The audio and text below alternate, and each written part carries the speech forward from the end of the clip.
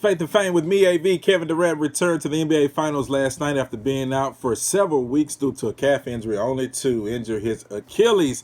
And he was disappointed, of course, as he should have been after the game. But he says once he found out the Warriors won, it gave him second life. So how do you deal with disappointments in life, especially tragic situations, when you work so hard to just get back into the playing field for the championship? Number one, you got to take a moment to wallow in it. You may find a sense of calm more easily if you allow yourself to not be calm for the initial shock of the disappointment. When you get the bad news, take a moment to just kind of let it sink in. Then secondly, do a reality check. Is it really that bad? After feeling the first blow of the disappointment, you got to kind of step back and assess. It can seem like the biggest, most horrible thing that has possibly happened to you, but we tend to dramatize things too in life. Feelings are real, and it's important to recognize them, but thoughts are not always the truth. You got to put things into perspective. The more we can learn to frame in a way that's constructive and positive while still being honest, the better we are able to process our disappointments. And then you got to limit other disappointments.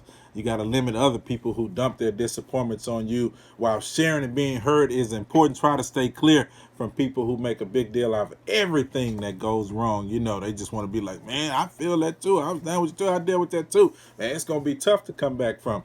You don't need those kind of people in your life. So you got to develop positive thinking muscles. When you get stuck focusing on bad news, we lose sight of what's right in our life and the world around us. Our brains are fundamentally wired to focus on the negative things in our life, but we got to make sure that we're developing our positive muscles and look on the bright side of things, because hey, you still have the ability to bounce back and come back. You still got the energy and effort. You'll be able to overcome it.